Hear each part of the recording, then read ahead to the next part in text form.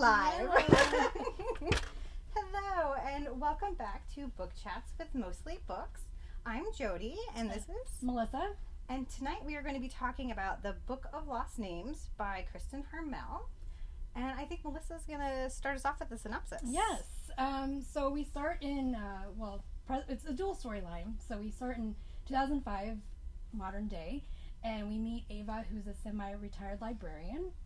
And she's at the library, and she sees on the table a copy of a newspaper, and in the newspaper is an article about this German librarian who's looking to reunite people with their books that were looted by the Nazis at the end of the war as they were pulling out of France.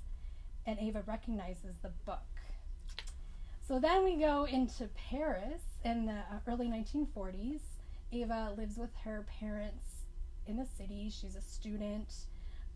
And then one of her friends tells her about a roundup that might be coming, taking the Jews. And so she goes home and tells her parents, and they kind of brush it off like, it's probably not going to happen.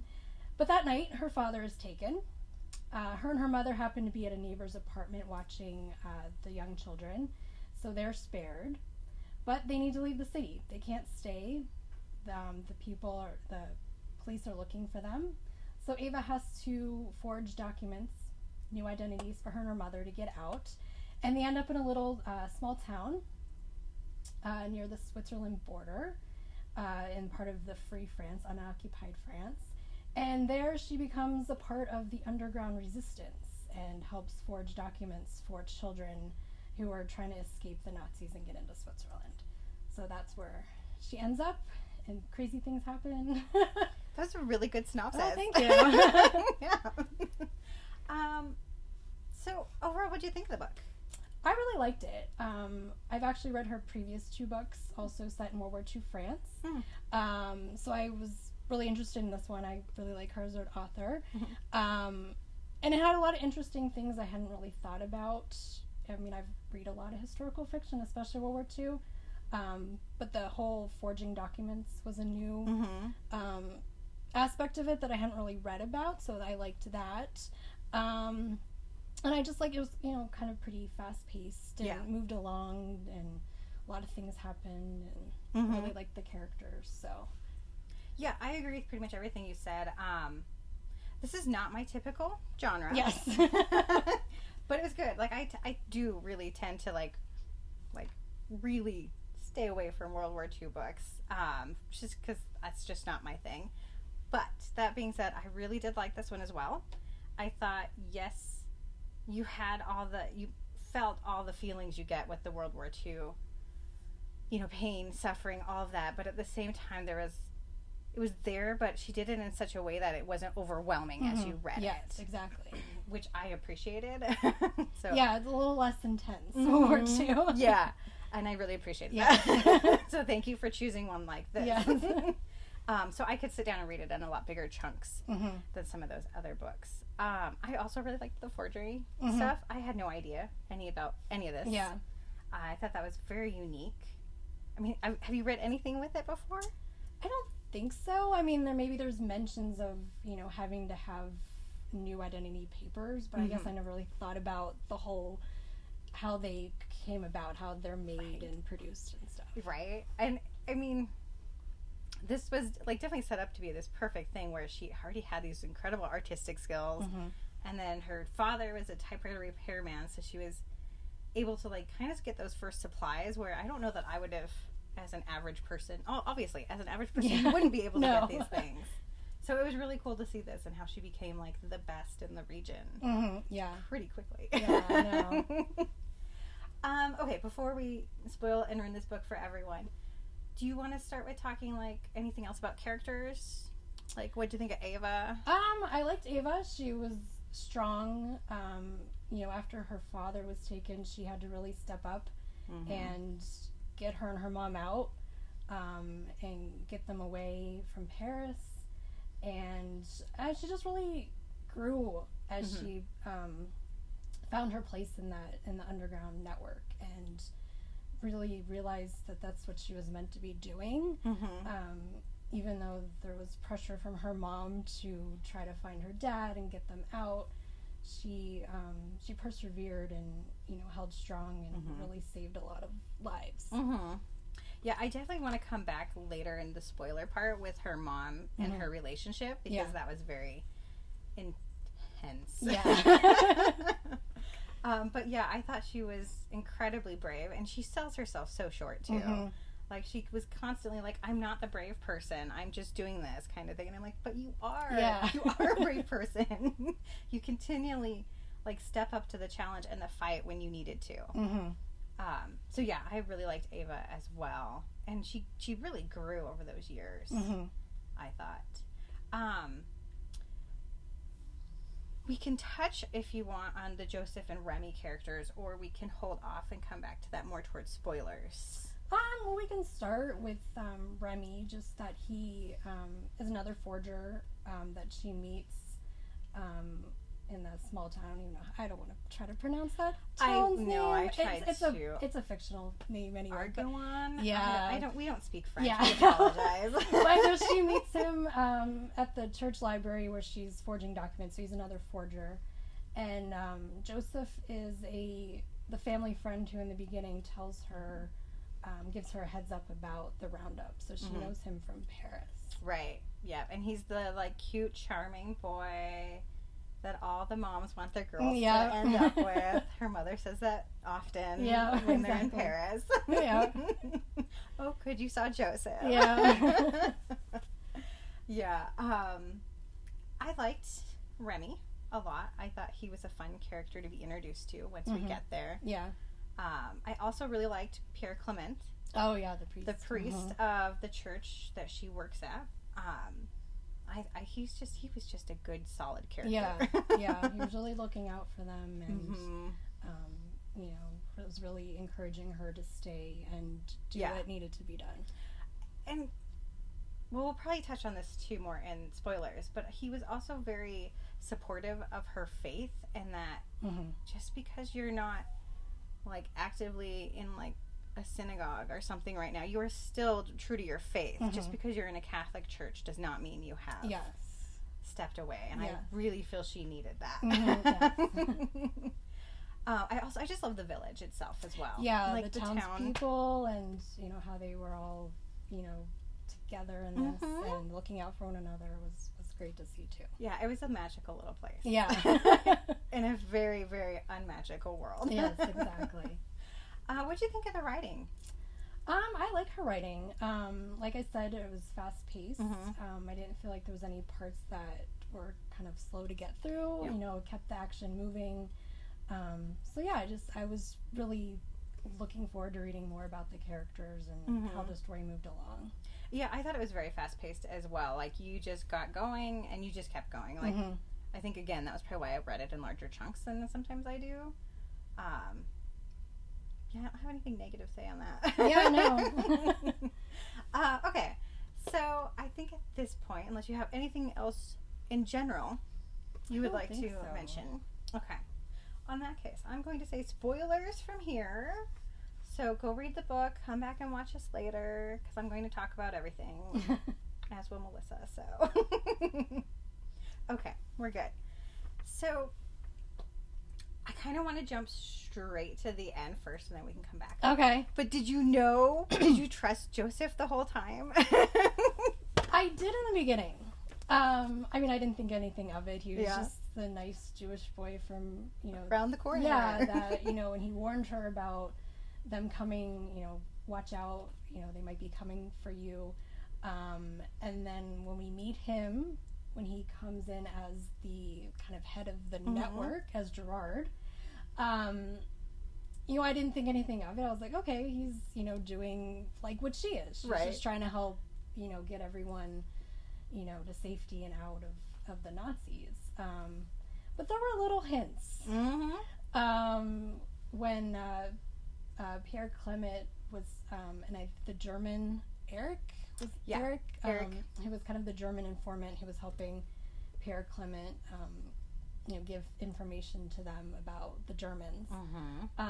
They told Ava that their cell was kind of blown, and they had names, and they knew all the houses where the children were. And I was like, who would really know that? It's a very limited number. Yeah, and if it wasn't you guys, and they watched who they were telling information to, and then, spoiler, when she finds out her mom gets arrested,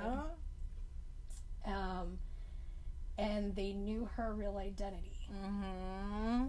I don't even think anyone else in that town would have known her real identity, because they came with papers. I mean, Ava told some people who she really was. She told them her first name. I don't know if she ever said her last name to any of them. I thought maybe to Remy, but I don't know.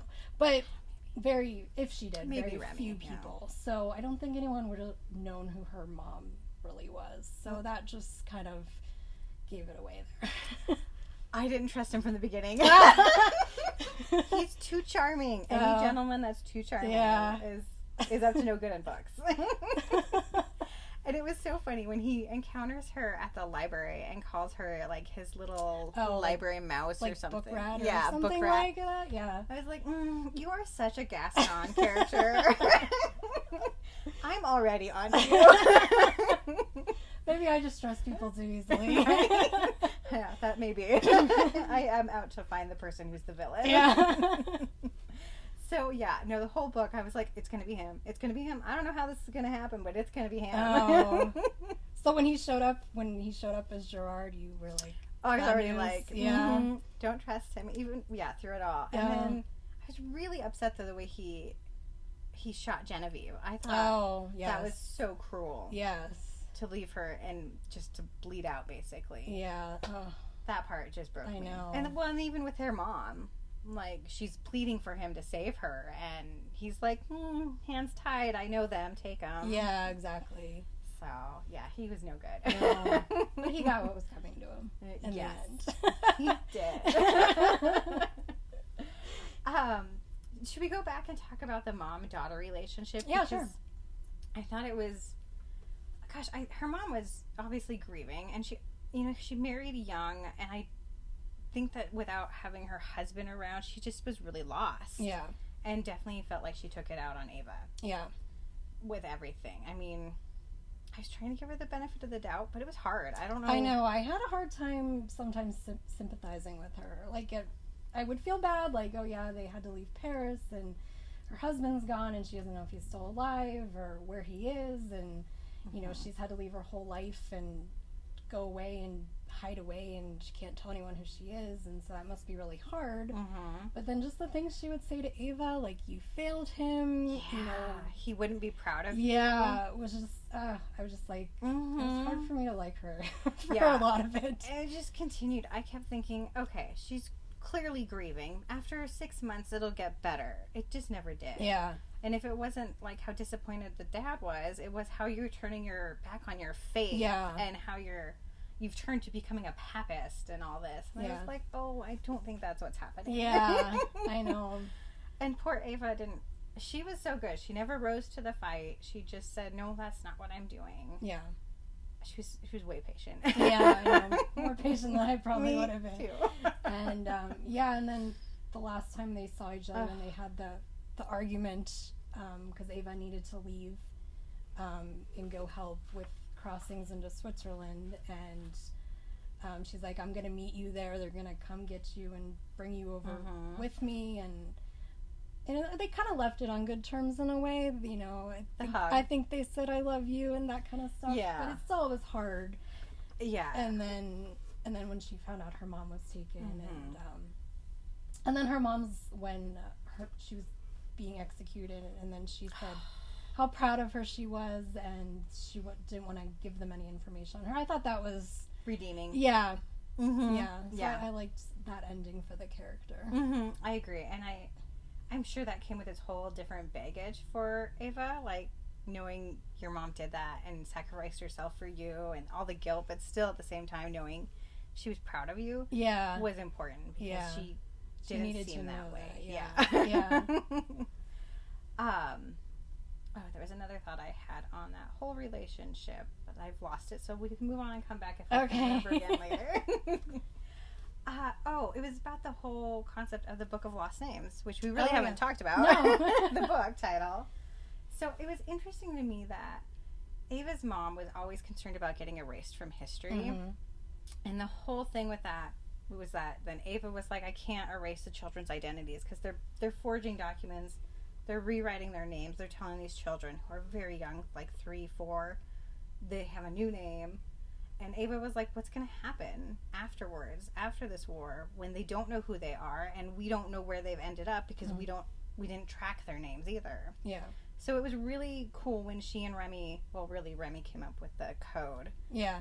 Of how to do that and called it the Book of Lost Names. So they would record their fake name with their real name in this, what is it? It was like a religious text, like that no one would think to open, to look in, and then they just put like dots and stars over certain letters to spell out names. With the Fibonacci. Yeah, sequence. Yeah, so if someone just opened it, they wouldn't know what the code was. Yeah, it would be able to figure it out. Super clever. Yeah. So yeah, I really liked that part. Yeah. So that was super cool, but then I was really heartbroken when basically Ava did everything she tried not to do, and she basically erased her entire past when she got married. Now I understand why she did it. I think that would have been hard. Like, okay, we should backtrack a little bit and say that she and Remy fell pretty madly in love, which was another problem with her mother relationship. Yeah, her mother wanted her with Joseph. Yeah. So it was obviously not a time to like elope, really. I mean, they're both in the underground. They're both working. Remy feels very passionately he needs to be more involved in the front line of the resistance. So he's like, I can't bring you into the woods with me. Yeah, and he's like, you need to go to safety because he can't live with himself if he doesn't know she's safe. Yeah. And she almost does. Yeah. She almost crosses into Switzerland, but then she doesn't, and she stays with him, and that's touching in a whole different way. Yeah. Except then he leaves, and then she goes back and finds out about the whole betrayal. Yeah. And so in the Book of Lost Names, he proposes beforehand. He proposes in the cabin before he leaves her, right? Yeah, I think so. I guess it was a proposal. They kind of made their promises that they would find each other. And I think she's the one that wrote. She does. In there, yeah. Because she turns him down, more or less. She doesn't say yes, at least. She doesn't say no, but she definitely doesn't say yes. And then they kind of split their ways. And then she has second thoughts and tries to find him, but doesn't. So then she writes the message to him. Oh, yeah. That's what it was. In the Book of Lost Names, the Will You Marry Me? Yeah. And then I guess we should also talk about the Tom Sawyer book as well, that he leaves for her. Yeah, because after they have that moment by the Switzerland border, and that's when she finds out about her mom and goes back to the village. And then she finds out about Joseph's betrayal and everything. So she goes to the library to see if Remy had left a message back. And he didn't. But he did leave a book of Mark Twain. Yeah. Well, and the book was gone this was after the war. This book was gone, yeah. Yeah, when she went back after. Yeah. The war was over, to see if Remy had ever come back to leave a message, and the priest had told her that the Nazis had taken the book. But yeah, there was a copy of Tom Sawyer, and there was a little like underlined passage about maybe faking one's death. Yeah, and so she's convinced that's what Remy did, and that he's not really gone. Yeah, because she was told that he'd gotten in an altercation with a guy he was trying to bring down, and they both ended up dead. That's what she was told. It was like a big shootout, basically. It just made me think of a big Western shootout. So she was told that he had passed, and then she did keep trying to go back and meet him at the library like they had promised for several years. But then basically after her dad passes, who did come back, by the way. I know. That was really touching. Yeah. But then, anyway, the mom is not. Anyway, it's fine. Yeah. I guess the whole point of why I was trying to get through all that was that finally when she decides to move forward, she basically does erase her name and everything about herself. Yeah, she doesn't, like, her son has no idea about this life. Like, because in the present day timeline, after she sees the newspaper article, she's trying to decide if she knows she has to go back to Berlin to get the book, and her son Ben just doesn't understand, like, why are you going to Berlin? He knows nothing about her life. She didn't tell him anything, so there's a little.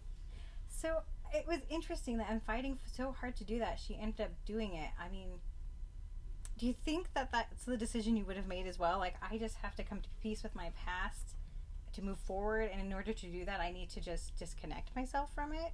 Yeah, maybe. I mean, I think that's what happened a lot with that generation. Mm-hmm. When they came back from war. They didn't maybe want to talk about it. It was just too much. Right. And she just wanted to start over. And, you know, I mean, she loved Remy, but I think her dad even said, you know, when he was dying that, you know, you have to move on. You can't keep doing this.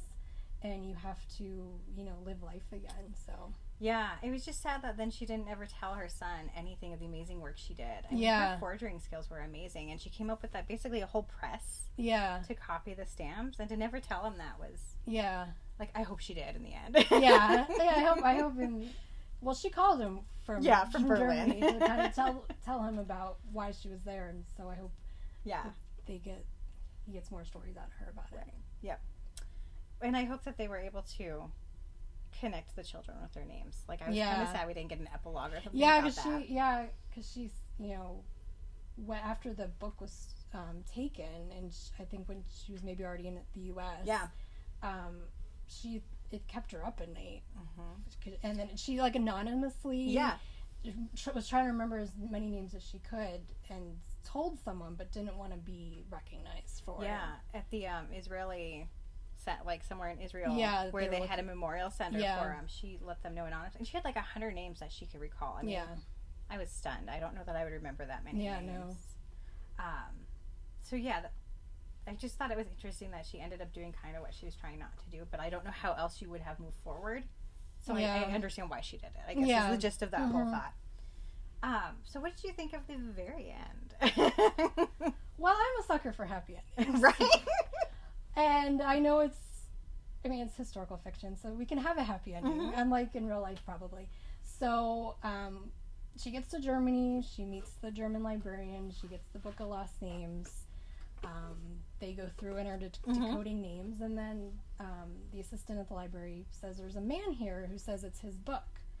And so they go out, and it's Remy, and he's like, you got the wrong library, or something like that, and then they, you know, were like, oh, he waited on the same library steps in Paris as she did, but I think at different times, so they never saw each other, and so it was just a happy ending. It was a great ending because he did fake his death.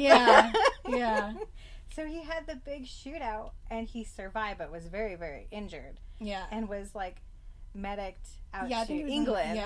But he must have already had like papers because he did fake the death, more or less. But then he didn't anticipate the long recovery, so he came like the year after she moved to Florida. I think so. It was like they just missed each other.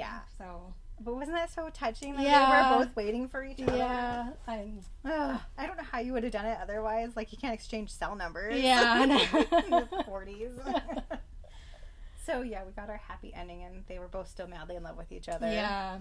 And both widowed or divorced or not married. I don't know Remy. I know Ava's husband had died, I believe. But I don't know if they ever said if he'd ever gotten married or anything. So that was a good ending. Because I was like, oh no, not Remy.